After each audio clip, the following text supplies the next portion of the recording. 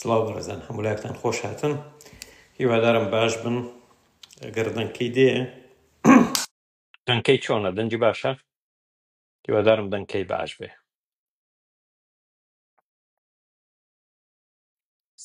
سەرچاو خۆش هاتن زۆڵاڵە دەستت خۆش بێ هەر بژی ئێستا دوای تۆزیشت دەست بە بەرنامەی ئەمڕۆمان دەکەین سڵاوتان لێ بێ هیوادارم هەموولایەکتان باش بن وەکو دایکم دەیگوت بێم زەڕەت بن بەرنامەی ئەمڕۆمان تەواوکەری ئەو بەرنامەیە کە 2 هەفتە بەر لە ئێستا پێشکەشم کرد سەبارەت بە ئاینی ئیسرائیلی لە فرەخوداییەوە بۆ یەکتاپەرستی و ئەمڕۆ بەشی دووەمە چکە بابەتەکان پەیوەندیان بە یەکەوە هەیە و بەشێکی تری دەمێنێت کە بەشی سێەم ڕەنگی دوای هەفتەیەشتر بتوانم پێشکەشی بکەم بە سێ بەرنامە هەوڵدەم ئەمە تەواو بکەم کاتێک ئەمە تەواو بوو تر کۆمەڵێک بەرنامەی ترم هەیە پێشکەشێکم سەبارەت بە هاڕوت و ماڕوت ئەسڵی چیرۆکی هاڕوت و ماڕوت کە لە دەقێکی قورئاندا هەیە ئەسڵەکەی لەکوێ هاتووە چۆن وەرگیراوە بەرنامەیەک پێشکەشەکەم سەبارەت بە مەسایە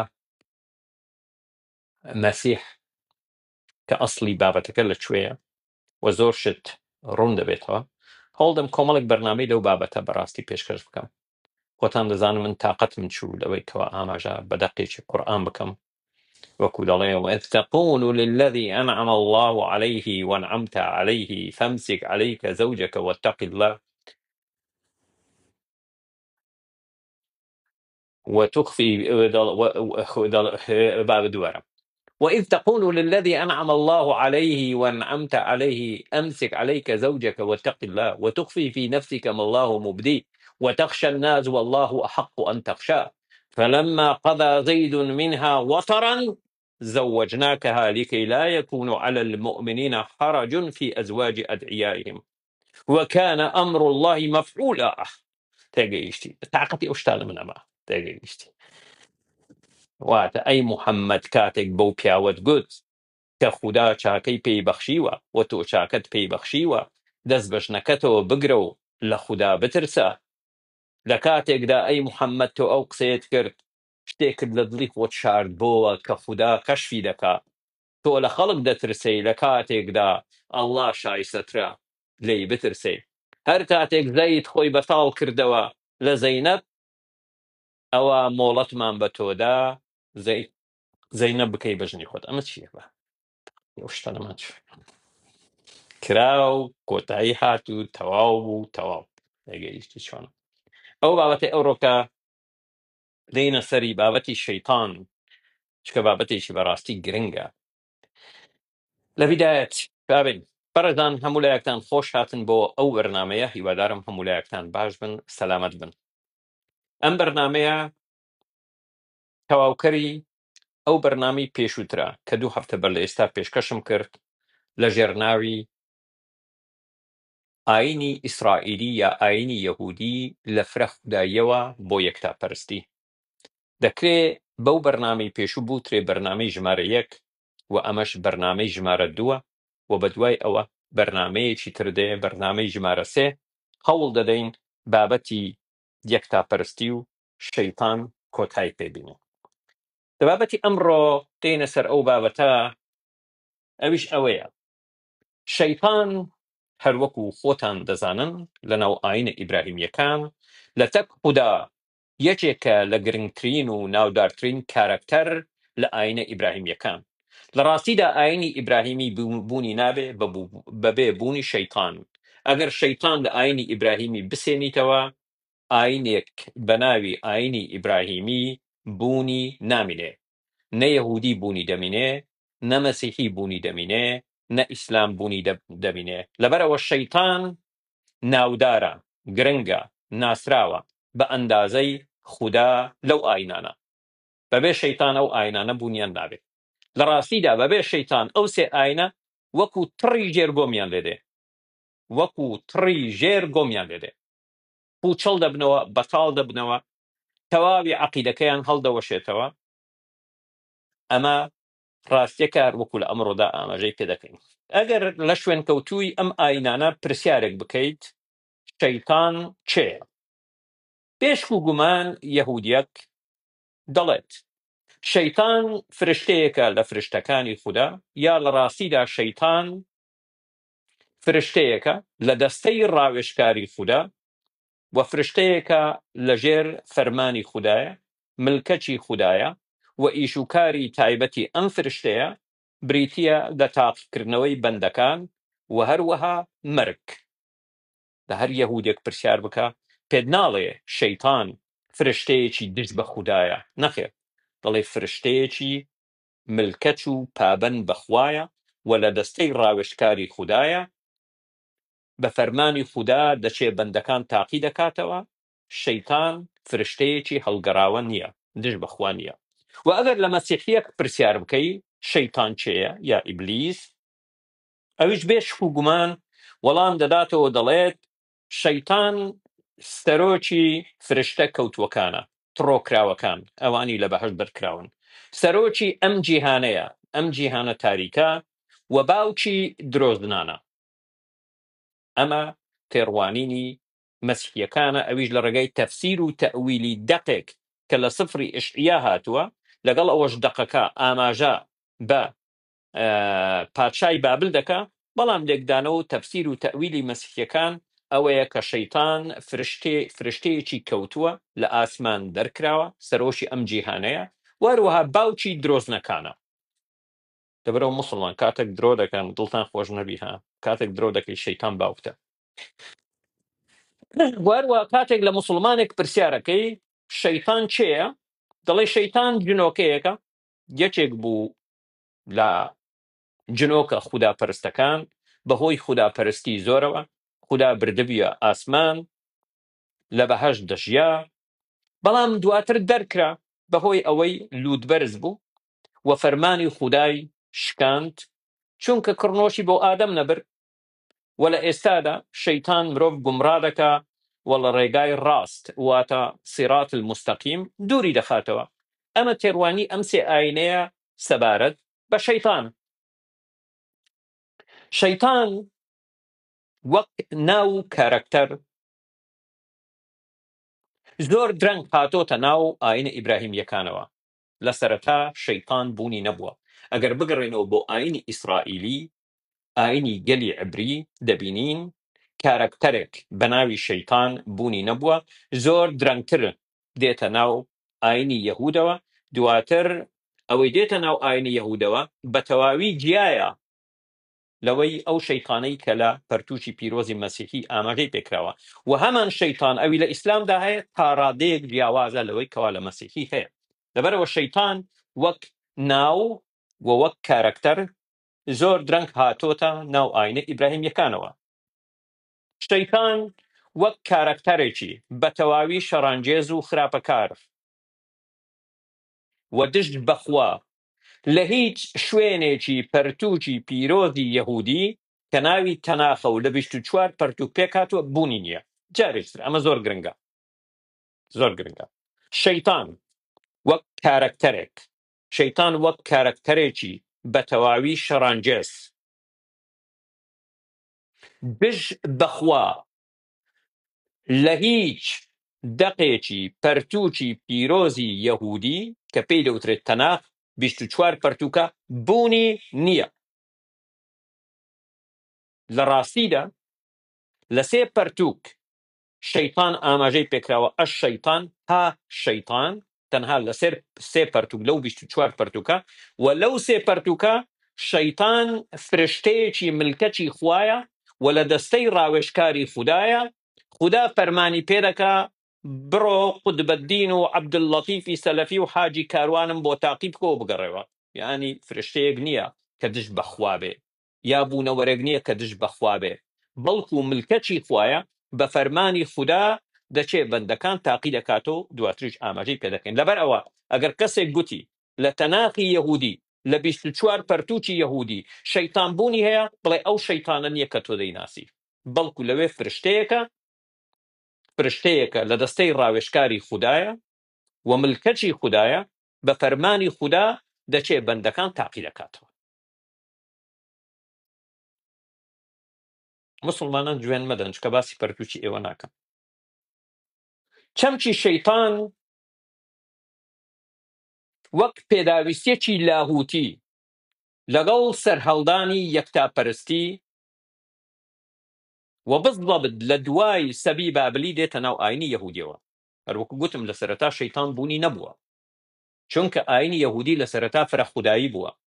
لە ئاینی فرەخودایی پێویست بە شەیطان ناکە، بەڵام کاتێک ئاینی یەهودی لە دوای ڕاپێچکردنی یەهودیەکان بۆ بابل و گەڕانەوەیان ئاینەکەیان دەکەن بە ئاینی یەکتاپەرستی، پێویستیان بە شەیطان دەبێ بۆ لێکدانەوەی خراپەکاری. لەبەرەوە لە بیدایەتدا شەیطان بوونی نەبووە. باش بڕە هەر نامێک کەیفم پێت نایەت.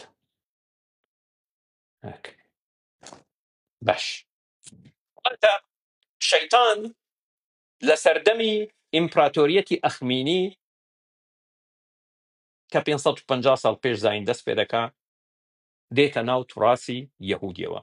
واتە تاوەکو ساڵی 550 پێش زاین لە ئاینی یەهودی بە هیچ جۆرێک کارەکتەرێک بە ناوی شەیطان بوونی نییە. و ڕەنگ بێ کەسێک پێم بڵێ ئەخر بچین ڕەنگی لە هەندێک پەرتوک دەخوێنینەوە، بۆ نمونە لە سەردەمی سلەیمان ناوی ئەشەیطان بوونی هەیە. من پێت بڵێم تەورات 500 بۆ 300 ساڵ پێش زاین نووسراوە، تەناخی یەهودی 500 بۆ 300 ساڵ پێش زاین نووسراوە، پێشووتر شتێک نەبووە بە ناوی پەرتووکی پیرۆزی یەهودی. شتێکی زارەکی هەبووە لە باوکو باپیرانیانەوە بۆیان ماوەتەوە، بەڵام شتێک نەبووە. دێنە سەر ئەو بابەتە. شەیطان بیرۆکەکە لە توڕاسی میزۆپۆتۆمیا و بزڵبت لە زەردەشتی وەردەگیرێت کە دواتر دێنە سەر ئەو بابەتە، بەڵام وشەی شەیطان هەرچەندە دکتۆر جەواد عەلی لە پەرتووکی المفەصل فی تاریخ العرب دەڵێ ئەسڵی وشەکە دەگەڕێتەوە بۆ وڵاتی فارس، بەڵام ئەوە بابەتی من نییە. بەڵام لە زمانی عبری شەیطان بە مانای دژ، ڕکابەر، واتە دژ بە مرۆڤ، ڕکابەر بەرامبەر بە مرۆڤ، سکاڵاکەر لە مرۆڤ، بەو مانایە دێ. و وەکو ناو لە زمانی عبری ئەگەر مەبەستمان ئەو بوونەوەرە بێتن بە ها شەیطان، ها شەیطان، ها HI لە زمانی عبری لە بەرامبەر ئەلف لامی عەرەبیە بۆ تەعریفە لە بەرامبەری کە کە لە بۆ نمونە پیاوە کە، یعنی پیاوێکی ناسراو پیاو، پیاوێکی ناسراوە پیاوە کە یەکە ناسراوە لە زمانی عبری HA بەرامبەری دێ. بۆ نمونە کاتێک دەڵێ هەیۆم، هەیۆم یعنی ئەلیۆم، باشە. کاتێک دەڵێ هەشیم واتە هاشم، ها واتە ئەل، شیم واتە ئەلئیسم، ئەلئیسم واتە ناوی خودا، باشە. ها HI لە زمانی عبری لەگەڵ شەیطان دەبی ناسراو، مەبەستی بوونەوەرێکە ئەو شەیطانەیە کەوا قسە و باسی لەسەر دەکەین. و شەیطان هەروەکو ئاماژەم پێکرد کاتێک دێ بۆ ناو پەرتووکی پیرۆزی یەهودی تەناغ لە دوای سەبی بابلی، تەنها بوونەوەرێکە، فرشتەیەکە لە دەستەی ڕاوێژکاری خوددایە، بە فەرمانی خوددا دەچێ مرۆڤەکان تاقی دەکاتەوە، دژایەتی مرۆڤەکان دەکاتن و فەرمانی خراپەیان پێ دەکات بۆ تاقیکردنەوە. شەیطان لە پەرتووکی پیرۆزی یەهودی بوونەوەرێک نییە کە دژ بە خوددا بە هیچ جۆرێک. و وشەی ئیبلیس هەروەکو بینیمان شەیطان ئەسڵەکەی عبریە، و وشەی ئیبلیس لە وشەی دایەبۆڵسی یۆنانی وەرگیراوە، دایەبۆڵس ئیبلیس وەرگیراوە. باش کەواتە هەم شەیطان هەم ئیبلیس هیچ کامێکیان لە بنەڕەتدا عەرەبی نین. ها شەیطان ئەشەیطان لە بنەڕەتدا عبریە و ئیبلیس لە بنەڕەتدا یۆنانیە. زۆر سپاس. وەنزلناه قورئانا عربيا لعلكم تعقلون.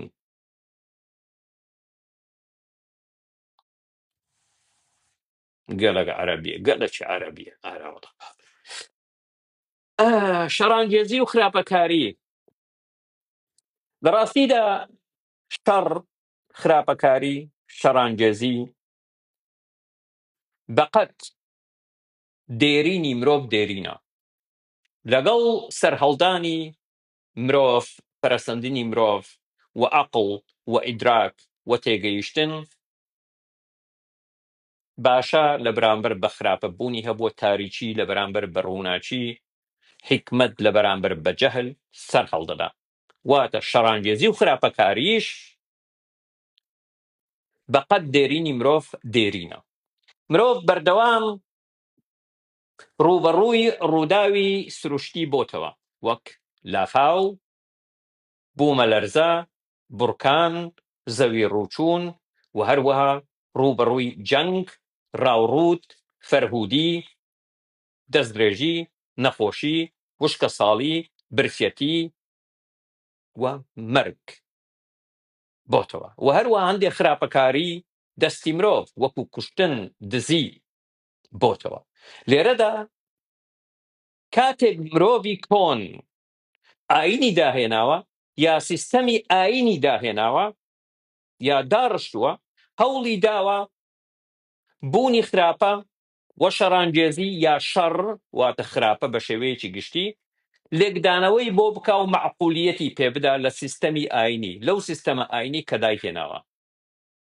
لەو سیستەمە ئاینی کەوا دایهێناوە ئەو دوانەیەی کە لە گەردوون بوونی هەیە شەڕ خراپە لە بەرامبەر بە باشە تاریکی لە بەرامبەر بە ڕووناچی هەتا وەکو دوایی هاتووە ویستویەتی لەو سیستەمە ئاینەی دای ڕشتووە لێکدانەوە بۆ خراپەکاری بکە و جۆرێک لە معقولیەتی پێبدا قابلی قبول بێ لەلایەن شوێن کەوتووان بەڵام ئەگەر هات و سیر بکەین لە سیستەمی فرەخودایی ئەو ئاینانەی بڕوایان بە فرەخودایی هەیە لێکدانەوەی خراپە کارێکی زۆر ئاسانە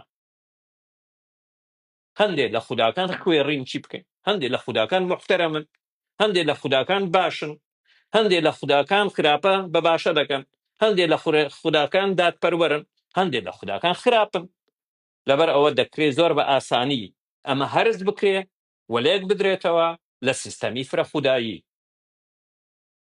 واتە هەندێک لە خوداکان بەرپرسن لە باشە هەندێک لە خوداکان بەرپرسن لە خراپە لەبەرەوە باشە و خراپە هەیە بەڵام لە سیستەمی یەکتاپەرستی ئەمە کێشەیە بۆ نمونە بە گوێرەی میتۆلۆجیای میزۆپۆتۆمیا ئینومە ئیلیش کە تابلۆی قوڕینە ماوەتەوە سەبارەت بە میتۆلۆجیای خەڵق دروستکردنی گەردوون و مرۆڤ کە باز لە خەڵق دەکا زۆر ڕوونە هەندێک لە خوداکان خۆیان بەرپرسن لە خراپەکاری و شەڕانگێزی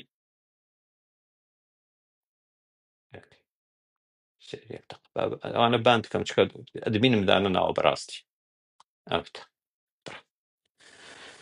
هەروەکو گوتم بۆ نمونە بە گوێرەی میتۆلۆجیای میزۆپۆتۆمیا ئینومە ئیلیش کە باز لە خەڵق دەکات زۆر ڕوونە هەندێک لە خوداکان خودی خۆیان بەرپرسن لە خراپەکاری و شەڕانگێزی خوداکان عەبەسین هەڕەمەچین مەزاجین ئاڵوگۆڕ بەسەر مەزاجیاندا دێ بەردەوام کاتێک دڵخۆشن کاتێک تووڕەن بەیانیان لە خەو هەڵدەستن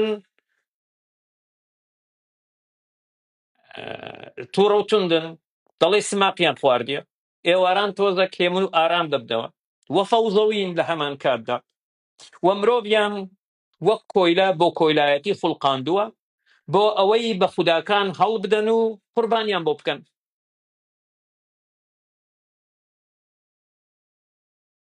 یەک دقت تۆ دەکەم بە ئەدمین هیچ مشکلە نییە وازی لێ بێنە مشکلە نییە چونکە ئەمانە بەڕاستی هاتن دێن بۆ ئێرە پێم بۆتینە کاکە مێن ئەنی دوو جۆر مرۆڤ پێم نامێت ببینم لایڤەکانمە ئێمە هیلاک دەمێ بە ئامادەکردنی ئەو بابەتانە کەچی ئێوە دێن جوێندە ئێوە حاصل وهروەها لە ڕوانگەی ئینومە ئیلیش هەروەکو گوتم خوداکان عەبەسین فەوزەوین مەزاجین تەقەلوب بەسەر مەزاجیان دادێ خراپەکاری دەکەن فەوزەوین وهروەها مرۆڤیان دروست کردیە وەکو کۆیلا بۆ کۆیلایەتی کردن بۆ هەڵدان بە خوداکان و قوربانی کردن بۆ خوداکان لێرەدا لێکدانەوەی خراپە کارێکی سەخت نییە و بە گوێرەی فەلسەفەی زەردەشتی بە گوێرەی زەردەشت دوانەیی گەردوونی هەیە دوانەیی گەردوونی کە تەنانەت بنەماکانی ئەخلاق یەکەم ڕیکۆردا، یەکەم تۆمارە لە مێژووی مرۆڤایەتی کە قسە دەگا لەسەر ئەخلاق وەکو نیچێش ئاماژەی پێ دەکات. بە گوێرەی فەلسەفەی زەردەشت دوانەیی گردوونی هەیە، ململانەی نێوان دوو خودا یا دوو هێز، ڕاستەکەی باشتر وایە بڵم دوالیزم، دوو هێز، ململانەی نێوان دوو هێز، هێزی حکمت و ژیان و ڕووناچی واتە ئاهورە مازدا لە بەرامبەر بەهێزی جەهل و مەرگ و تاریکی ئەهریمەن. ئەهریمەن هێزی تاریکیە لە جیهانی خوارەوە، ئاهورە مازدا هێزی ڕووناچیە لە جیهانی سەرەوە. ململانەیە لە نێوان ئەم دوانە بوونی هەیە و ئەو دوانە هەردووچان سوپایان هەیە. بۆ نمونە ئەهریمەن ڕۆحی پیس بە دوای کەوتیە، بەڵام ئاهورە مازدا ڕۆحی پیرۆز بە دوای کەوتیە. و هەروەها مرۆڤەکان لەو نێوەندەدا ئازادن کامە ڕێگا هەڵدەبژێرن لەو ململانەیە، ڕێگای ئاهورە مازدا هەڵەبژێرن یا ڕێگای ئەهریمەن هەڵەبژێرن. دوانەیەکی معقولە و زۆر ڕۆشنە و ئاینی زەردەشیش بە یەکەم ئاینی یەکتاپەرستی دادەنرێ لە مێژووی مرۆڤایەتی. و وەک لە بەرنامەیەکی ڕابردوو ئاماژەم پێی کرد، یعنی بەرنامەی یەکەم کاتەکردن 2 هەفتە 3 هەفتە بەر لە ئێستا بوو سەبارەت بە ئاینی ئیسرائیلی یا یەهودی لە فرەخوداییەوە بۆ یەکتاپەرستی. ئیسرائیلیەکان بڕوایان بە فرەخودایی هەبووە، هەم لە ڕوانگەی پەرتووکی پیرۆزیانەوە ئەوە دەبیندرێ، هەم لە ڕوانگەی نووسینە ئۆگاریتاکان، هەم لە ڕوانگەی هەندێک نەخش و نیگار نووسین کە دۆزراوەتەوە لە سینا فرەخودایی بوونی هەیە. یەهودیەکان فرەخودایی هەیە، باشە. و هەتا ئەگەر هات و سەیری دەوەسیەتەکەی موسا بکەین کە یەهوەی ئیلۆهیم گوایە لە 2 تابلۆی بەردین دەیدا بە موسا، لە تابلۆ یەکەم لە وەسیەتی یەکەم کە لە پەرتووکی دەرچوون تەورات بەشی 20 دەقیسێ ئاماژەی پێکراوە، چی دەڵێ یەهوەی ئیلۆهیم؟ دەڵێت نابێت خودای ترت لە پێش من هەبێت، نابێت خودای ترت لە پێش من هەبێت.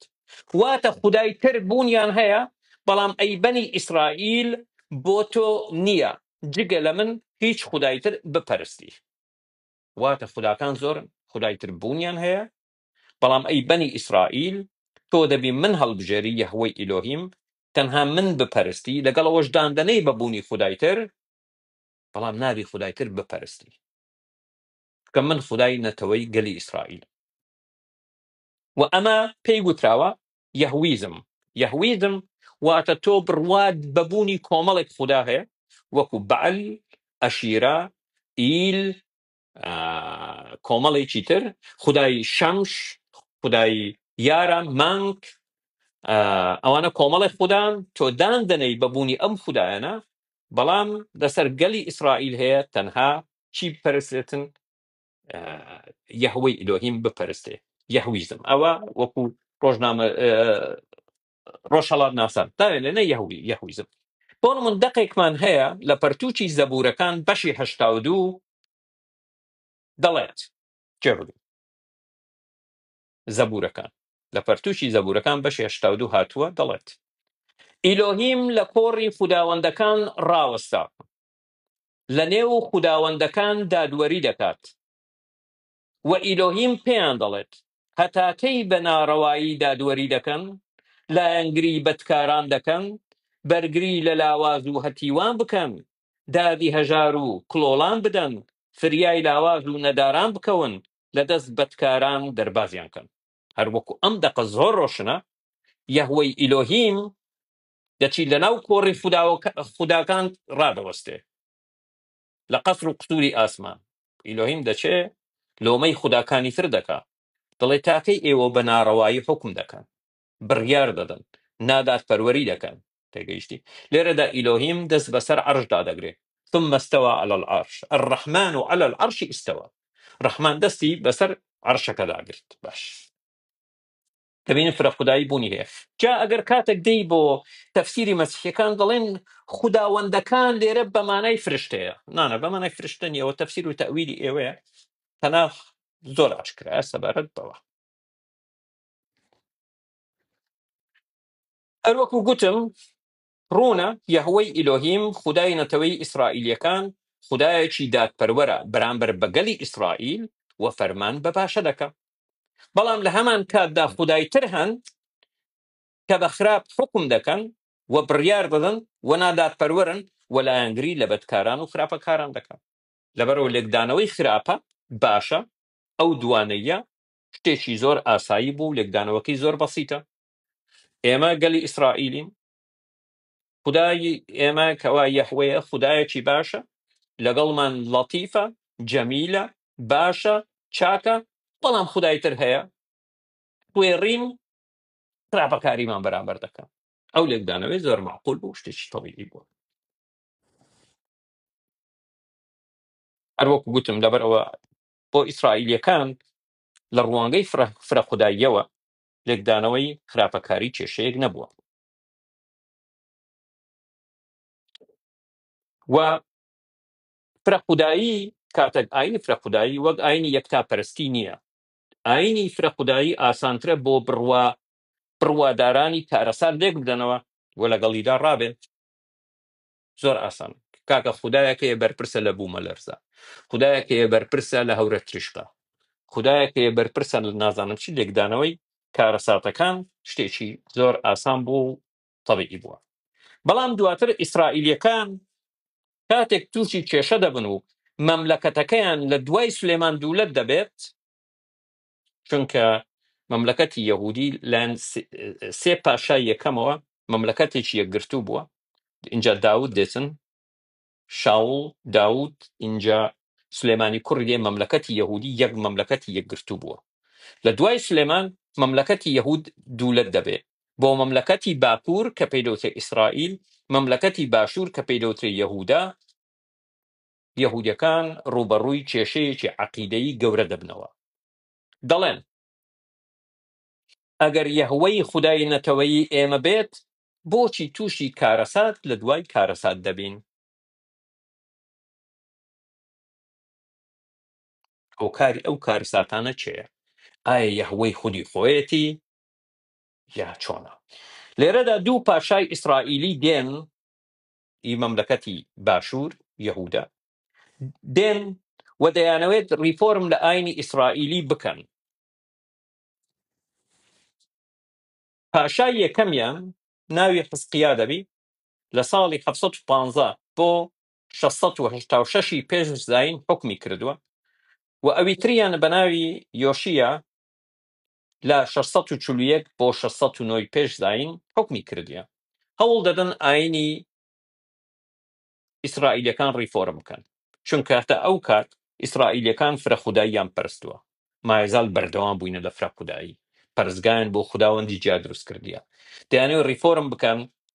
ئەو ریفۆرمە پێی ریفۆرمی مۆنۆلەترالیزم، واتە لەناو هەموو خوداکان دەبی تەنها یەک خوددا هەڵبژێری و بیپەرستی، نابی دەبی ئاعتراف دەکەی بەبوونی خوداکانی تر، بەڵام تەنها گەلی ئیسرائیل تەنها دەبێ یەهوەی بپەرستێت، تەنها یەهوەی خودای نەتەوەیی عیبریەکانە و نابێ هیچ خودای تر بپەرستی. ئەمە هۆکاری ئەوە بۆ تا ئێستا ئێمە تووشی دەردەسەری و کێشە بووینەوە. لە سەرەتا حزقیا پاشا حزقیارۆک و ئاماژەم پێک ساڵی 715 بۆ 686 پێش زاین حکم دەکا، هەوڵ دەدات گشت پەرستگای خوداکانی تر تێک بدا، چکە پەرستگای خوداکانی تر ئێجگار زۆر بووە، وەگەلی ئیسرائیل پابند بکات بە پەرستنی یەهوەی.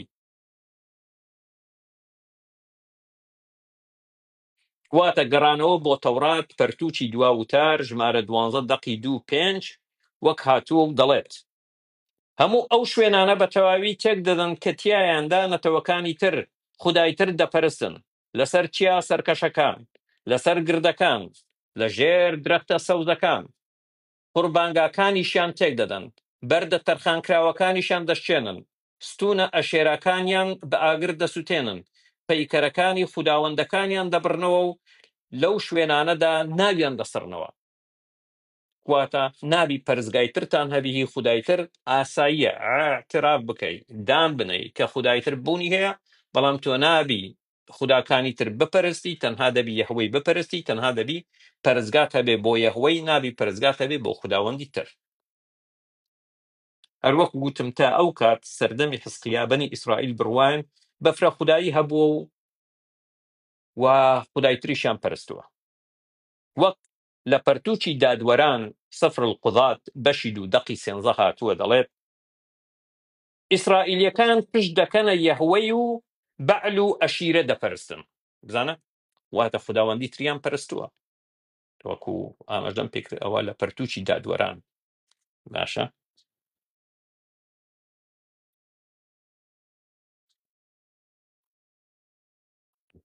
لە پەرتووکی دادوەران بەشی 2:13 هاتووە ئیسرائیلیەکان پشت دەکەنە یەهوەی دەڵێ و بەعل و ئەشیرە دەپەرستن. و لە پەرتووکی پاشایانی یەکەم بەشی 11:5 هاتووە کە سولەیمان دەبێت بە شوێنکەوتەی ئەشیرە و خوداوەندەکانی تر. ئەو سلێمانەی باسی دەکەن ئەوەندە مهم بووە، چکە ژن دێنی لە تەوەکانی تر و لەبەر ژنەکانی دەست دەکا دەبێ بە شوێنکەوتەی خوداوەندەکانی تر وەکو ئەشیرە و خوداوەندەکانی تر. ئەمە پەرتووکی پیرۆزە. وەک دەقەکە دەڵێ با دەقەکە با بخوێنینەوە. ئیتر سلێمان دوای ئەشتۆرەتی خواژنی سەیدائیەکان و دوای مۆلەخی خوداوەندی قێزەوەنی عەمونیەکان کەوت. خاڵە سولەیمان ئەوی لەگەڵ مێرو لە قسەی کردو لەگەڵ هوت قسەی کرد، بەڕێزان هیچی لێ هەوەی کردیە. دەچی بۆ خۆی ژنە خوداوەندێک دەپەرستی بە ناوی ئەشتۆرەت، دەڵێ ئەوە شاژنی ئاسمانە پێگەیشتی. وە خوداوەندێک دەپەرستی بە ناوی مۆڵەخ، دەڵێ کاکە ئەو خوداوەندەش خوداوەندێکی باشە. ئەنی فرە خودایی بوونی هەبووە. و لە دووەم پادشایان بەشی 18:5 هاتووە کە گوایە یەهوەی دەستخۆشی لە هیندەکە حزقیا بۆ ئەو کارەی بۆ ئەو ریفۆرمێکەوە ویستوێتی بیکە، بە حزقیا هەڵدەدا و دەڵێت لە نێو هەموو پاشاکانی یەهودا کەس وەک حزقیا نییە. حزقیا زۆر محتەرەمە، دەگەیستی کەس وەک ئەو نییە. بەڵام بەداخەوە ئەو ریفۆرمەی حزقیا ویستی بیکە ریفۆرمی مۆنۆلەترەڵ سەرکەوتوو نەبوو، شکستی هێنا. هەرێ باشە موسڵمانان هەر بەجددی ئێوە بۆ چەوەندە بێ ئەخلاقن. کاکە من باز لە تەورات دەکەمەی هاوار، کورە باز لە ئاینی یەهودی دەکەم، یەهودی ساری خەڵک نارێن. کاکە من وا باز لە تەورات دەکەم ئاینی یەهودی، کەرێتیتان گەیشتە و حاڵەتەی کورە چین ئێوە، کورە چ تەعبایەکن هەر بەجددی، کورە پێویست بۆ ئێستا گوڵم تێبگرن، بێ عەقڵینە هەر بەجددی. کورە ئێوە چین هەر بەجددی، من سەرم سوڕماوە بەڕاستی، هەر بەجددی سەرم لێتان سوڕماوە. کورە کەرێتیش بەو ڕادەیە، کورە کەرێتیتان بەو ڕادەیە ئەی هاوار، کورە بابە من وەت دەکەم لەسەر ئاینی یەهودی.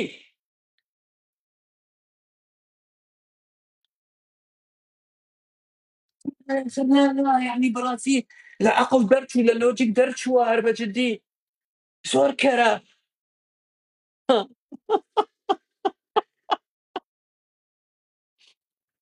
والحاصل کاکە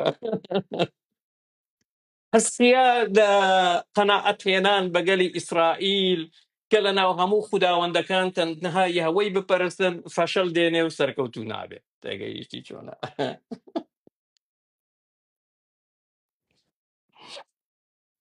یەرمیا کە پێغەمبەرێکە لە دوای پاشا حزقیا هاتووە لە نێوان ساڵی 650 بۆ 570 پێشداین، لە پەرتووکەکەی بەشی 7:18 هاتووە دەڵێت واتە لە دوای حزقیا دەبینێت فرە خودایی پەرستنی خوداکانی تر بەردەوام بووە.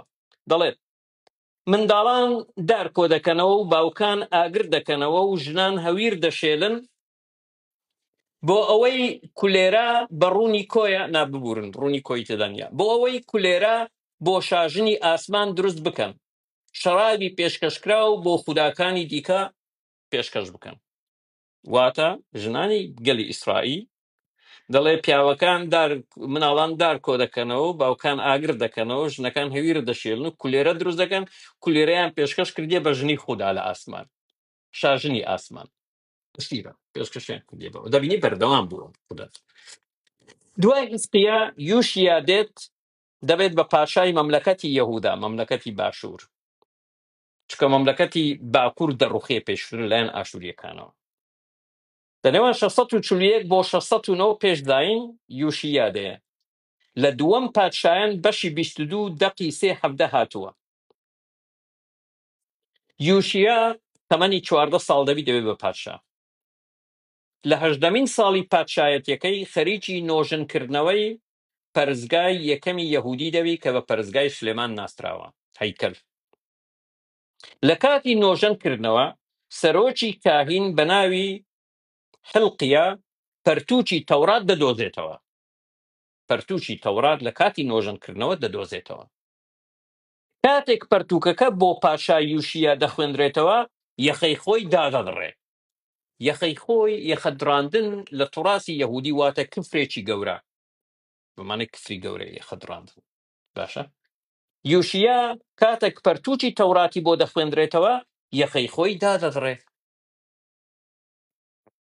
نەیزانیوە پارچە وەرەقەیەکە دۆزراوەتەوە، شتی وای نەبیستووە کاکە. شتی وە بوونی نەبووە. اینجا پادشا فەرمان دەکات بچن ئەو پەرتووکە بۆ گەلی ئیسرائیل بخوێنەوە و دەڵێت گوناحمان کردووە و خوددا لێمان تووڕەیە. قورمان بەسەر بەس خوددا لێمان تووڕە نەبی. تێگەیشتن؟ لەبەرەوە لە ئیسلامدا دەڵێتن غەیر المەغضوب عەلەیهم ولا الضالین ئامین. جادا پیرم دەگۆ ولا الضالین. تێگەیشتی؟ اینجا پاشا فەرمان دەگا بچن ئەو پەرتووکە بۆ گەل بخوێنەوە، پەرتووکی تەورات، و دەڵێت گوناحمان کردووە و خوددا لێمان تووڕەیە و تووڕەیی خوددا بەسەرماندا گڕی گرتووە و تووڕەیەکەی مەزنە. خوددا خۆی مەزنە، زەبەلا دەبی تووڕەیەکەشی مەزن وێ کاکە. لەبەر ئەوەی باوکو باپیرانمان گوێیان لە وشەکانی ئەم پەرتووکە نەگرت. پادشایەک تەمەنی 14 ساڵ، 18 ساڵیشە پادشایە، ئەوە تەمەنی بوو بە 32 ساڵ. یەکەم جار پەرتووکی تەورات لە پەرزگا بۆی دەدۆزنەوە، بەشێک بۆ لە تەورات بۆی دەخوێندنەوە، قەت گوێی لێ نەبووە، یەخەی خۆی دادەزڕێ. تێگەیشتی؟ یەخەی خۆی دادەزڕێ. تێگەی کاکە ئێمە نەمانزانیوە پەرتووکیوە، باوکی باوکم پەرتووکی وامە نەبینیوە لە ژیانماندا. یاڵە دەڵێ خوددا لێمان تووڕەیە. تێگەیشت؟ وهاتووە دەڵێت خوددا بەگەلی ئیسرائیلی گوت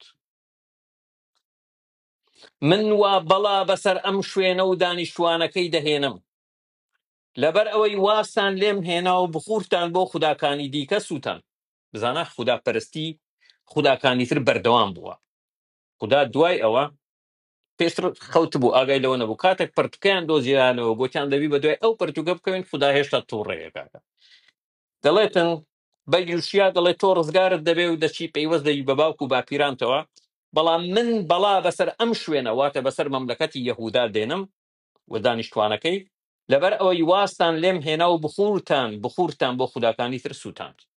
مەبەستی لە شاڵاوی بابلیەکانە کە دواتر ڕوو دەداتن. باشە، کەواتە ئەوانەی تەوراتیان دۆزیەوە لە کاتی نۆژەنکردنەوەی پەرستگای سلێمان لەو بڕوایەدا بوون ئەگەر خەڵکی ئیسرائیل تەنها یەهوەی لە ناو خوداوەندەکان بپەرستێت، وەکو گوتم مۆنۆلاترالیزم، ئەوە تووشی کارەسات نابن. واتە مشکلە نییە بڕوات بەبوونی فرە خوددا هەیە، بەڵام تەنها یەهوەی ئیلۆهیم خودای ئێمەیە، خودای گەلی ئیسرائیلە، تەنها دەبی پەرستگامان هەبی بۆ یەهوەی، تەنها بخور بۆ یەهوەی بسووتێنین، تەنها یەهوەی بپەرستین. لەبەرەوە دواتر کاتێک دێن لەگەڵ شاڵاوی بابلیەکان لە ساڵی 586 کاتێک مەملەکەتی جنوبیش دەڕوخێ، یەهودیەکان لۆمەی خۆیان دەکەن، دڵێن ئەگەر هاتوو لەناو ئەو هەموو خوداوەندەی کە بوونی هەیە تەنها یەهوەیمان بپەرست بایە، تەنها پەرستگای یەهوەیمان هەبایە، ئێمە تووشی ئەو کارەساتانە دەبین. واتە لە کاتێکدا ئاینی ئیسرائیلی فرە خودایی بووە، فرە خوداییان پەرستووە، دوو پادشا بە ناوی حزقیا و یوشیا هەوڵ دەدەن ڕیفۆرم بکەن و ئەو ئاینە بکەن بە ئاینێکی مۆنۆلاترالی یا هینۆثیزم. مۆنۆثیزم واتە تەنها یەک خوددا بوونی هەیە و یەک خوددا دەپەرستی. پۆلیسیزم واتە کۆمەڵێک خوددا هەیە بەکەی خودکامە خوددا هەڵەبژێری بیپەرستە. هینۆثیزم مۆنۆلاترالیزم واتە کۆمەڵێک خوددا هەیە بەڵام تۆ لەسەرتە تەنها ئەو خودای بپەرستی، یەهوە یا ئیلۆهیم. تاوە ئەوەیە. واتە یەهویزم ئاینی ئیسرائیلەکان لە پەرستنی فرە خوداییەوە بە قۆناغی ڕاگوزەر تێپەڕ دەبێت کە مۆنۆلاترالیزمە، کە هەروەکو ئەو دوو پادشایە هەوڵیاندا وای لێکران. بابلیەکان لە ساڵی 586 پێش زاین ئۆرشەلیم داگیر دەکەن و مەملەکەتی باشوور دەڕوخێنن، پەرستگای سولێمان وێران و تەخت دەکەن. خودی ئەمە کارکردێکی مەزنی دەبێ لەسەر سیستەمی باوەڕی ئیسرائیلیەکان، کارکردێکی مەزنی دەبێ. دوا مەملەکەتی یەهودی دەڕوخێت و جیهانی لاهوتی و سیمبڵیان دادەتەپێت بە تەواوی. پێیان وابوو کە ئەگەر لەنێو ئەو گشت خوداوەندەی بڕوایان پێیەتی تەنها یەهوەیان بپەرستبایە، ئەوە یەهوەی لە سوپای بابل دەیپەرستن، دەیپاراستن ببورن. واتە پێیان وابوو ئەگەر لەناو ئەو هەموو خوداوەندە تەنها یەهوەیان بپەرستبایە، ئەوە یەهوەی لە سوپای بابل یەهودیەکانی دەپاراست. هەر وەک چۆن پاشا هەسقیای پاراست لە شاڵاوی ئاشوریەکان، کاتێک ئاشوریەکان لە ساڵی 701 پێش زاین هێرشیان کردە سەر مەملەکەتی باکوور ڕوخاندیان. بەڵام بە حکمی ئەوەی لە باشوور هەسقیا پادشا بوو، دەویست ریفۆرم بکە، خەڵک بجێڕێتەوە تەنها یەهوەی بپەرستن لەناو هەموو خوداوەندەکان، نەشی توانی دەبینی خوددا مەملەکەتەکەی پاراز و مەملەکەتەکەی نەڕووخا بەدەستی ئاشوریەکان. وەک لە پەرتووکی دووەم پادشایان بەشی 18 هاتووە. چی دەڵێ؟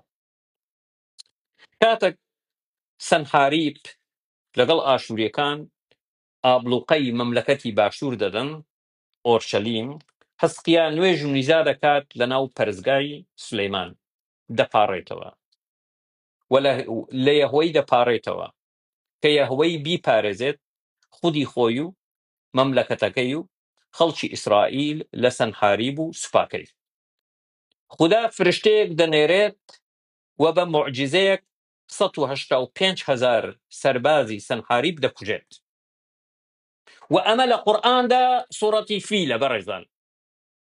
ألم تر كيف فعل ربك بأصحاب الفيل ألم يجعل هەتاوە دوایی کە مسلمانان هاتینە دەڵێن ئەبراهە و نازەم چی. ئەم ڕووداوە کە خوددا فرشتەیەک دەنێرێت و بە معجزەیەک 185,000 سەربازی سەنحاریب دەکوژێت. ئەلبەتە ئەفسانەیە هەمووی بەس تێگەیشتی ئەمە دەوت. اینجا دەگەڵ بابلیەکان چونکە لە ڕیفۆرم سەرکەوتو نەبوون ئەو دوو پادشایە، و وەکو یەهوەی بەڵێنی دابوو دوای دۆزینەوەی تەورات دەڵێتن ئەی یوشیا من تۆ دەپارێزم، بەڵام دەبی دانیشتوانی ئۆرشەلیم و ئۆرشەلیم سزا بدەم. دەبینی ساڵی بابلیەکان 580 بوو ببوورە تۆ تاریخەکەم زۆر لەبیر نامێنێتەوە. وەلحاصڵ بەڵێ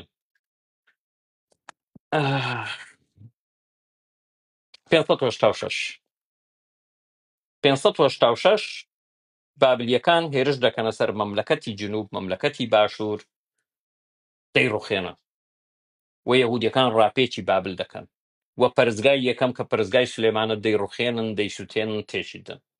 لە پەرتووکی شیوەنی یەرمیا کە دواتر نووسراوە لە بابل نووسراوە، کاتێک دەبدرێت بۆ بابل، شیوەنی یەرمیا بەشی 5:22 هاتووە. یەرمیا دەڵێ ئەی خوددا بۆ بەردەوام لە بیرمان دەکەیت، بۆچی بۆ کاتێکی درێژ بەجێمان دەهێلیت؟ ئەی خوددا بمانگەڕێنەوە بۆ لای خۆت هەتا بگەڕێنەوە. و ئاماژە بەو کارە سافە دەکا بەسەر ئۆرشەلیم داهاتیە. و دانیاڵ کە پێغەمبەرێکی تری دوای سەبی بابلیە لە بەشی نۆی پەرتووکەکەی هاتووە و دەڵێت ڕووم لە یەهوەی کرد، بە نوێژ و پارانەوە داوام دەکرد، بە ڕۆژوو بە پۆشینی جلوبەرجی گوش و بە خۆڵەمێش بەسەر خۆداکردن نیزام کرد و دانم نا، واتە ئەترافم کرد، گوناهمان کرد، خراپەمان کرد، یاخی بووین لە فەرمان و یاساکانی تۆ لاماندا. ئەو خۆڵەمێشەی دەکەن بەسەر خۆیاندا لە عەقیدەی مەسیحی هاتووە یەوم ڕەمات، کەوا پێشچاویان هین دەکەنەوە بە خۆڵەمێش. ئەوە بە ڕۆژوبوونی دانیێڵیشی دواتر پێدڵ لێرەدا. لەژێر دەور و کارکردی ئاینی زەردەشتی و دوانەیی گەردوونی لێرەدا یەکتاپەرستی و دوانەیی ئەخلاقی نەکگەردوونی لەدایک دەبێت. یەهودیەکان لە ڕێگای بەریەککەوتنیان لەگەڵ ئاین و فەلسەفەی زەردەشتی و دوانەیی گەردوونی کە دوو هێز هەن لە گەردوون، هێزی باشە و هێزی خراپە، هێزی ڕووناچی و هێزی تاریکی، دێن بڕوا دێنن بە یەکتاپەرستی و دوانەی ئەخلاقی نەگەردوونی. وەک لە ئشعیا هاتووە بەشی 45:5 دەڵێ من خوددام یەهوەی قسە من خوددام جگە لە من خودایشتر بوونی نییە. بۆ یەکەم جار یەکتاپەرستی لەدایک دەبی لە دوای سەبی بابلی. من خوددام ئەو ئشعیایە جیاوازە لە ئشعیاکەیتر ئەو پێ دەوەسیە ئشعیا دەڵێ من خوددام پێشووتر دەیگوت جگە لە من نابی هیچ خودایتر بپەرسن. ئێستا چی دەڵێ؟ من خوددام جگە لە من هیچ خودایتر بوونی نییە. من بەدی ئەنجا لەگەڵی دوانەی ئەخلاقی سیرکە نەگەردوونی. من بەدیهێنەری ڕووناچیم، دروستکەری تاریچیم، من بەدیهێنەری ئاشتیم، خوڵقێنەری خراپەم، من خوددام هەموو ئەمانە دەکەم. هەموو ئەمانە دەکەم کە دواتر دێنە سەری کێشەیەک دروست دەکا لە ئەندێشە و خەیاڵی شوێن کەوتوانی یەهود کاتێک بڕوا دێن بە یەکتاپەرستی، کێشە و مەعزلەیەکی گەورەیان بۆ دروست دەبێ. چۆن دەکرێت خودای ڕووناچی بێ، خودای تاریکی بێ، خودای ئاشتی بێ، خودای شەڕانگێزی و خراپە بێ؟ چۆن دەکرێت؟ گێزە ڤێرمیس کە کەسێکی ئەکادمیە لە بواری پەرتووکی پیرۆز و بەڕەڵچەڵک یەهودیە لە پەرتووکی سەرەتای مەسیحیەت کریسچیانیتی بیگنینگ لە ناسیرەوە بۆ نیقیا دەڵێت، لەو پەرتووکەی دەڵێت تەنها لەژێر کاریگەری پێغەمبەرانی سەردەمی ڕاپێچ و دوای ڕاپێچی بابلی لە سەدەی 6 پێشزاین یەکتاپەرستی تەواو بەمانای خودایەکی تەنهای بەرپرس لە دروستکردنی گەردون و مرۆڤ هاتۆتە ناو ئاگاهی جووەکانەوە. یەهودیە و خۆی ئەتراف دەکاتن و دەڵێتن تەنها لە دوای ڕاپێکی بابلی و دوای ڕاپێچەکە 600 پێشزاین یەکتاپەرستی تەواو واتە بڕوابوون بە یەک خودا کە ئەو خودایەش هەم گەردوونی دروستکردی هەم مرۆڤ هاتۆتە ناو ئاینی یەهودیەوە.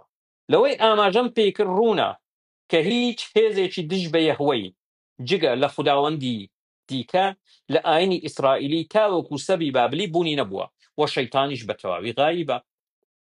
بۆچی؟ چونکە وەکو گوتمان لە قۆناغی یەکەم تاوەکو سەبی بابلی لەوێ فرە خودایی بوونی هەبووە، لێکدانەوەی خراپەکاری ئاوا بووە. خودای ئێمە یەهوەی خودایەکی محتەرەم و باشە، بەڵام خودایتر هەیە کاکە گیان خوێڕیە، فەرمان دەکا بەنادات پەروەری بە خراپەکاری بەرگری ئاسان بووە. بەڵام کاتێک یەکتاپەرستی لە دوای سەبی بابلی دێتە ئاراوە، لێرە کێشەیەک دێتە ئاراوە. لە ساڵی 539 دوای سەبی بابلی، لە ساڵی 539 پێشدانی ئیمپراتۆریەتی بابلی لایەن کۆڕوشی مەزنەوە دەڕوخێت و ڕێگا دەدات بە ئیسرائیلیەکان بگەڕێنەوە بۆ یەهودا. نزیک 56 ساڵێکین دەبن، 50 ساڵێک سەبی دەبن. کۆڕوش کاتێک مەملەکەتی بابل دەڕوخێن لە ساڵی 539 ڕێگا دەبێ یەهودیەکان بگەڕێنەوە بۆ خاچ خۆیان. لەو شوێنەی فەڵەستین کە تیایدا نیشتەجێ دەبن بە یەهود ناوزەند دەکرێت، پێی دەوترێن ناوزەند، بە یەهود ناوزەند دەکرێت.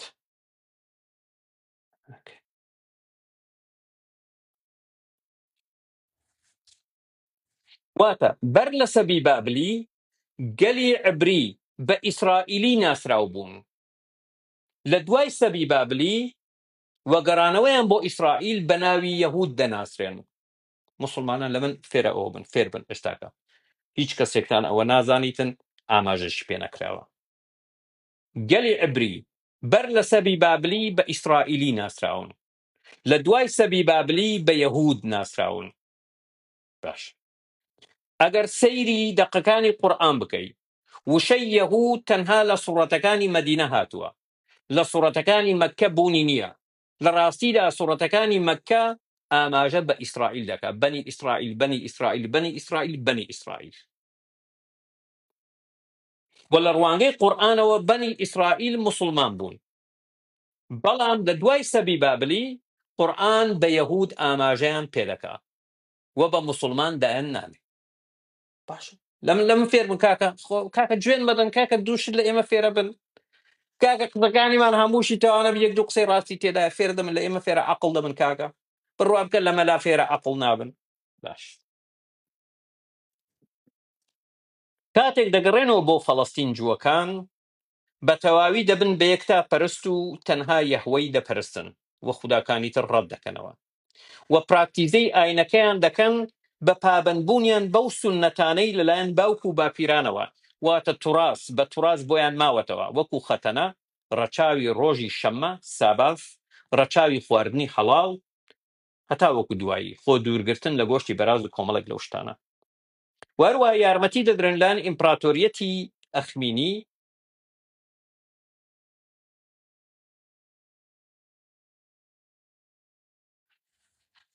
وەروە یارمەتی درێن لایەن ئیمپراتۆریەتی ئەخمینی بۆ بنیادنانی پەرستگای دووەم و قوربانیکردن چونکە ئیمپراتۆریەتی ئەخمینی یارمەتیاندا و بالفعل پەرستگاکە ساڵی 520 تەواو دەبێ پەرستگای دووەم دەست دەکەن بە قوربانیکردن واتە ئاینی ئیسرائیلی لە ئاینێکی فرەخودایی تاوەکو سەبی بابلی ئاینێکی فرەخودایی بووە بەکەی خۆیان کامە خودیان پەرستێ پەرستویانە بەڵام پێش سەبی بابلی بە دوو سەدە دوو پاشادێن دەیانێت ریفۆرم بکەن لە پۆلیسیزم واتە فرەخودایی بیکەن بە ئاینێکی مۆنۆ لاترالیزم واتە هەموو خوداکان بوونیان هەیە کۆمەڵی خوددا بەڵام تەنها یەهوەی پەرستن اینجا دوای ئەوە دەبینی دێت بۆ یەکتا پەرستی لە دوای سەبی بابلی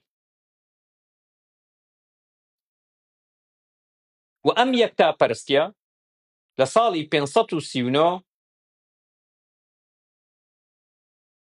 ئەم یەکتا پەرستیە لە ساڵی 539 پێش زاین بەردەوام دەبێت تا وەکو ساڵی هەفتای زاین نزیک 600 ساڵ بەردەوام دەبێت واتە لە سەردەمی ئەخمینیەکان هیلینیستیەکان کەوا پاشماوەکانی ئیمپراتۆریەتی ئەسکەندەری مەقدۆنیە و ڕۆمەکان بۆچی هەفتا چکە لە هەفتا پەرزگای دووەمیان دەڕوخێ هەفتای دوای زاین پەرزگای دووەمیشان دەڕوخێ بەڵام جووەکان کاتێک یەکتا پەرستی بە خۆیانەوە دەگرن تووشی کێشەیەکی لاهوتی مەزن دەبنەوە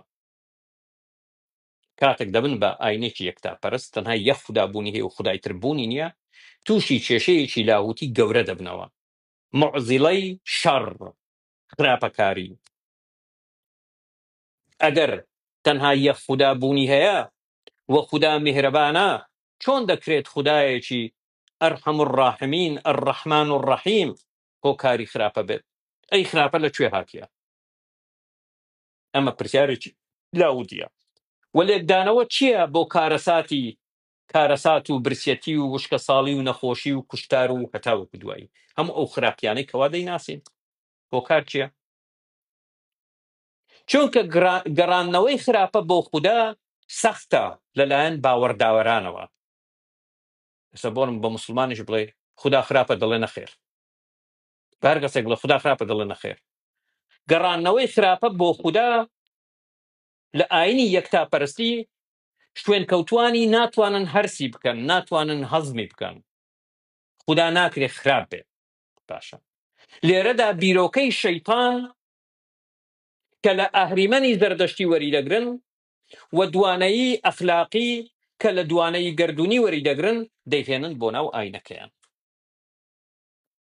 چونکە لە ئاینی زەردەشتی دوانەیی گەردوونی بوونی هەیە دوو هێزی ئەزەلی بوونی هەیە هێزی ڕووناچی لە بەرامبەر بە هێزی تاریکی ئاهورە مازدا لە بەرامبەر بە ئەهریمان جیهانی ڕووناچی لە بەرامبەر جیهانی تاریکی حکمت و ژیان لە بەرامبەر مەرگ و جەهل دەبینی بوونی هەیە بەڵام بە حکمی ئەوەی ئاینی یەکتا پەرستی یاریەکە ناتوانێت زیاتر لە دوو یاریزان لە خۆیەوە بگرێ ئەویش خوددا لە بەرامبەر بە مرۆڤ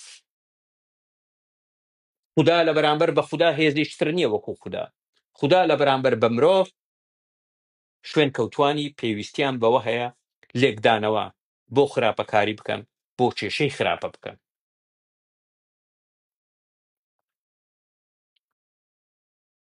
و بۆ یەکەم جار لێرەدا پێویستیان بە شەیطان دەبی لە ئەهریمەن لە ئەنگرە مەنیو وەردەگرن دەیکەن بەو شەیطانەی هەروەکو لە سەرەتا ئاماژەم پێ کرد و دەیهێنن بۆ ناو دەقەکانی پەرتووکی پیرۆز تەناخی یەهودی. ها شەیطان شەیطان واتە ئەش شەیطان تەنها لەم پەرتوکانە ئاماژەی پێکراوە. تەناخی یەهودی 24 پەرتوکە، پەرتووکی پوختەی مێژووی یەکەم، پەرتووکی ئەیوب، پەرتووکی زەکەریا. وەگشت ئەو پەرتوکانە لە دوای گەڕانەوەی یەهودەکان لە سەبی بابلی دەنووسرێ، پێش ئەو کات نەنووسراوە. گشت ئەو پەرتوکانە و کۆمەڵێک پەرتووکی تریشە، وەکو پەرتووکی پوختەی مێژووی یەکەم، پەرتووکی ئەیوب، پەرتووکی زەکەریا، هەمووی لە دوای گەڕانەوەی یەهودیەکان لە سەبی بابلی دەنووسرێ و شەیطان تەنها لەو شوێنانە دەبیندرێت نووسراوە.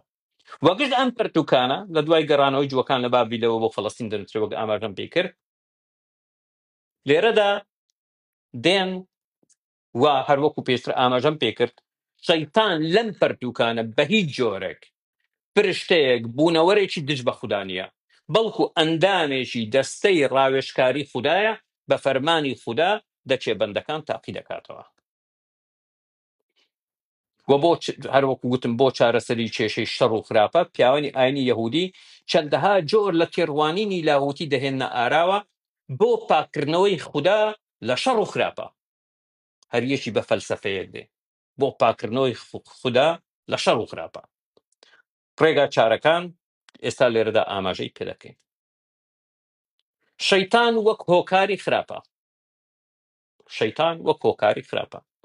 لە سەموئێلی دووەم بەشی 24 هاتووە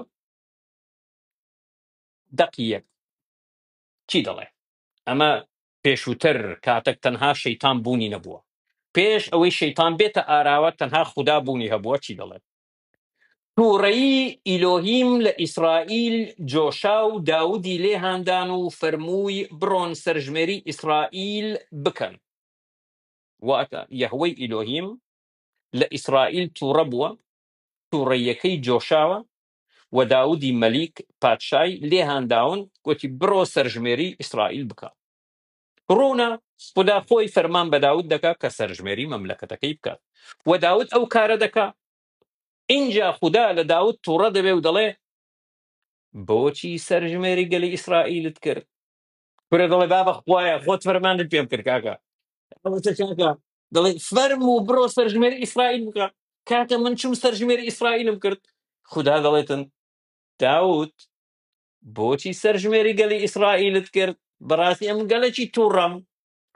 دەڵێ ئێستا خوایە ڕێگا چارە چییە؟ دەڵێ وەڵی داود تووڕەم، من سێ ڕێگا چارت دەمێ ABCD. دیارە داودیش وەکو کورد باش بوو لە ABCD، ماشەڵڵای لێبێ. دەڵێ سێ هەڵبجاردەی دەداتە داود. دەڵێ یەکەم 3 ساڵ قات و قڕی دەبی، وشکە ساڵی دەبی. یا دەتوانی ڕێگای دووەم هەڵبژێری دەبی 3 مانگ لە بەردەم دژمنەکان ڕابکەی. وڵی خۆزگار داود پارکی بووایە. ئێستا ئەوە زۆر بەسیت دەبەوەی هەڵدەبژاردی بکاکە هەرێ هات. وڵی کاکە گیان بزین داود پارکی بۆیاندا. ئەگەر هات و اختیاری دووەمی هەڵبژار دەبێ هەرێ هات 3 مانگ ڕابکە لەبەر دژمنەکانی بە دڵنیای و پارکی بووە. دوای دەزانانی بزین. سێمیان دەڵێ دەبی 3 ڕۆژ دەرد و نەخۆشی لە مەملەکەتکەت بڵاو بێتەوە. 3 ڕۆژ دەرد و نەخۆشی باشە، یا 3 مانگ ڕابکەی، یا 3 ساڵ قات و قڕی. ژمارە 3. بزین داود چی دەڵێ؟ دەی هەرێ هات داود بزین پارکی بووە. دوعا بکەم پارتێکان بەڵکەم پارتی بوو، هەرێ هاتەکەی هەڵبژارێ بڵێن داودیش پارتی بۆ کاتی خۆی. داود ڕێگای سێم هەڵبژێری، بزان پیاوێکی چەند ئەنانی بوو، نەیویستێ بڵێن جەبانە هەرێ هات. باشە نەیویستووە. اختیاری سێم هەڵبژێری کە دەرد و نەخۆشی بۆ ماوەی 3 ڕۆژ لە مەملەکەتەکەی بڵاو بێتەوە. خوددا 3 ڕۆژ دەرد و نەخۆشی بڵاو دەکاتەوە. تاعون 7,000 پیاو دەمرێ، 7,000 کەس دەمرێ. ئێکاکە خوددا خۆت فەرمانت بە داود کرد بچی سەرژمێری بکە، کاتێک کردت گوت داود لەبەر چی کردت، ئێستا کە سزای دێت. یەهودیەکان هاتوونە دوای دروستبوونی یەکتاپەرستی بۆ پاکردنەوەی یەهوەی لەم کارە خراپە. لە یەکەم پوختەی مێژوو بەشی 21 هاتووە هەمان چیرۆک، هەمان شت. چی دەڵێ ئەو جارە سەیرکە؟ هەمان ڕوودا و هاتیە کە لە دوای سەبی بابلی نووسیویانە. شەیطان لە دژی ئیسرائیل ڕاوەستا و داودی لێهاندان بۆ سەرژمێریکردنی ئیسرائیل. بزانە خوددایان کردووە بەچی؟ بە شەیتان. لە یەکەم بینیمان هەروەکو بینیمان لە سفری سەموئێڵ، پەرتووکی سەموئێڵ خوددا فەرمان بە داود دەکا. هەمان ڕوودا و هاتیە لە یەکەم پوختەی مێژوو دەڵێتن شەیتان داودی لێهاندان بۆ سەرژمێریکردن. لێرەدا خوددا تووڕە دەبێت دەڵێ بۆچی بە قسەی شەیتانت کرد؟ ئەمە تاقیکردنەوە بوو. تێگەیشت دووبارە دەرد و نەخۆشی بڵاو دەکاتەوە بۆ 3 ڕۆژ 7,000 کەس دەکوژێت. بۆچی کراوە بە شەیتان؟ چونکە جووەکان پێیان قبوڵ نەبووە کە خوددا خۆی هانی داود بدا بۆ سەرژمێریکردن و هەر خۆشی بەهۆی سەرژمێریەکەوە لە داود تووڕەبێ و سزای بدا. هاتوون بیرۆکەی شەیتان هاتۆتە ئارا. لەبەر ئەوە دواتر هاتوون خوددایان کردووە بە شەیتان. واتە داود بە قسەی شەیتانی کردووە، سەرژمێری کردووە، لەبەرەوە خوددا لی تووڕێ و سزای داوە. بەڵام ڕێگا چارەی دووەم یار پەیوەندی بە یەکەمەوە هەیە. ئایا شەیتان بوونەوەرێکی دژ بەخوایە؟ سفری ئەیوب وەڵاممان داتەوە زۆر باشکرا. شەیتان ئەندامێکە لە دەستەی ڕاوێژکاری خوددا و بە فەرمانی خوددا دەچی عەبدەکانی خوددا تاقی دەکاتەوە. لە سفری ئەیوب بێنە سەر سفری ئەیوب. ولاية بكر وجيت مسلمان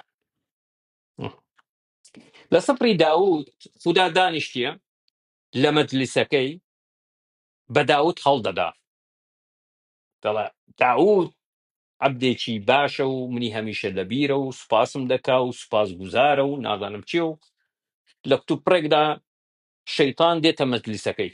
ها شەیتان سڵاوێک دەکا و کە لە دەستەی ڕاوێژکاریە دادەنیشی لەگەڵ فریشتەکانی تر لەژێر فەرمانی خوددایە. شەیتان دەڵێ دەنگ و بات چییە؟ دەڵێ وەڵی خوددا دەڵێ وەڵی ئەیوب بەندەیەکی زۆر باشە، زۆر محتەرەمە، زۆر باشە، بەردەوام شکرم دەکا. شەیتانش دەڵێ خوایە گیان بڕوا بکە تۆ هەموو شتێکت بە ئەیوب داوە. دەڵێ بەڵێ. دەڵێ لەبەر ئەوە سوپاست دەکا ئەگەر ئەو شتانێک پێت داوە لی بسێنیتەوە سوپاس گوزارت نابێ. دەڵێ شەیتان پێت وایە؟ دەڵێ بەڵێ. دەڵێ باشە شەیتان بڕۆ سەروەت و سامانەکەی لێ بسێنەوە. دەچی وەرحاصل سەروەت و سامان لێ دەسێنێتەوە. ئەیوب بەردەوام دەبێ دەگەڕێتەوە دەڵێ خوددایە مناڵی هەیە، دەڵێ بڕۆ مناڵەکانیشی بکوژە، چونکە شەیتان ئیشی مەرجیش دەکار وەکو گوتم، وەکو مەلەک المەوتیشە. دەچی مناڵەکانی دەکوژێ، دەچی زرعاتەکەی هینەکە، دەچی هی لێ دەکاتن. ئەیوب بەردەوام دەبێت لە شکرکردنی خوددا. ئەخیرەکەی دەڵێ خوددا تەندروستی باشە لەبەرەوە مایزار سوپاست دەکا. دەڵێ بڕۆ گەڕیکە بوویەکی لێ دەکاتن تووشی ئەو گەڕی ئەوە دەبی هەتاوەکو دوایی ئەو بۆ تاقیکردنەوە شەیتان.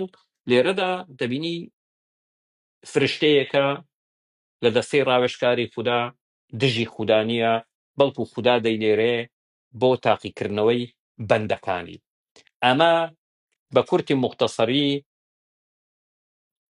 هینە تا شەیتانە لە پەرتوشی پیرۆز لە تەناخی یەهودی.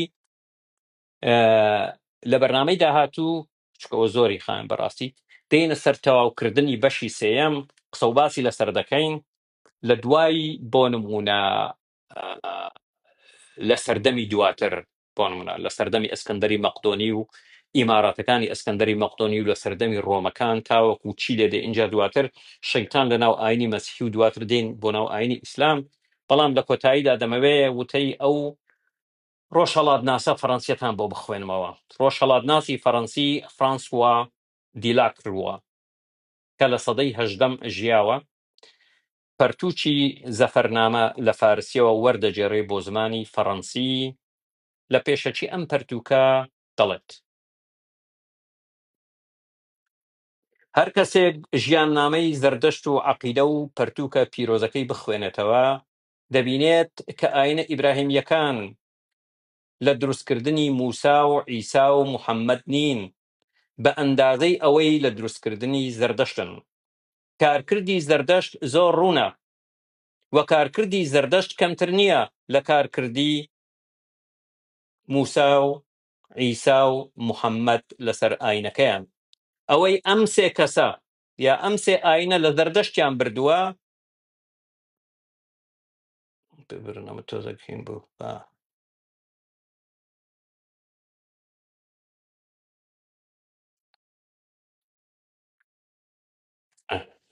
ئەوەی ئەم سێ ئاینە لە زەردەشتیان بردووە تەنها بردن و وەرگرتنێکی ساکار نییە و تەنها بردنی بەردێکی ئاسایی نییە بۆ تەواوکردنی بیناکە و جوانکردنی بە ئەندازەی ئەوەی بردوویانە بەردی بناغەیە لە عەقیدە و بنیادنانی ئاینەکەیان لە زەردەشت عەقیدەی خراپە و شەیتان فیردەوس و دۆزەخ پێغەمبەرایەتی و پێشبینی و قیامەت و زیندووبوونەوە و ڕۆژی حیساب و حکومدان و سزا و پاداشت و معراج و سەرکەوتن بۆ ئاسمان و چاوەڕوانی کردنی فریادڕەس و لەدایکبوونی لە پاکیزەیەک و هاتنی فریادڕەس لە کۆتایی زەمان وصراط المستقيم وقت أمانة عقيدي أساسين لزردشتيان بردوو ببوني آيني زردشتي محالة آيني يهودي ومسيحي وإسلام بونيان هبت أما قصي مني طيب ودەتوانم هیچ تریشتان بۆن ماری بۆیس دانەیەشی ترە و جیمز نازانم چێ دانەیەش ترە و کۆمەڵێک هەموو ئاماژە بەوەی دەکەن لێرەدا کۆتایی بەرنامەی ئەمڕۆ دەینم هیوادارم بەدڵتان بوو بێ هەوڵ دەدەم ئەو بەرنامەیە داونلۆد بکەم بۆ چەناڵەکەم لە یوتیوب هەوڵ دەم هەفتەی داهاتوو یا دواتر بەشی سێم پێشکەش بکەم بەردەوام دەبین چێشتا ماوە دێنە بۆ ناو ئاینی پەرتووکەکانی دەروی پەرتووکی پیرۆزی یەهودی کۆمەڵێک پەرتووکێ دەبێ ئاماژەی پێ بکەین وەکو پەرتووکی ئەخنووق و پەیمانی ئیبراهیم و ژیانی ئادەم و حەوا و کۆمەڵێک پەرتووکی ترە دەبێ ئاماژەی پێ بکەین پەرتووکی یوبیل و لەوێ دێن بۆ ناو اینجا شەیتان لە ڕوانگەی بۆ نمونە مەسیحیەتەوە کە لە پەرتووکانیان و اینجا دێن بۆ ناو ئیسلام لەوێدا ئاماژەی پێ دەکەین دەبینی کەوا شەیتان بە پرۆسەی ئیڤۆلیوشن تێپەڕیوە پەرەسەندن ئەرێ بەڕاست ئیماندارن ئێوە بۆچی بڕواتان بە پەرەسەندنی کاکە ئاینەکەتان پەرەی سندووە شەیتان پەرەی سندووە تێگەیشتی چۆنە وەکو بەر بە شاتر بە قۆناق تێپەڕیوە پێویستە بەڕاستی بڕواتان پێی هەبی کاکە كاكا اشتلاق بوم لردا ظلام وأقول قولي هذا والسلام على أوبيا وشيت شوارة كناوي إبراهيم ولقل كركاني بناوي سمو إسحاقوكا والسلام علي إني أنا الماركسي الكردي وافتخر والسلام على خدمة كاركان لكرد جنوك مسلمان بعقل كان ولعنة إبليسي على الأحزاب الكردية لقطاب خاني ويتر باشاي كرداتي آمين آمين يا رب العالمين هربجي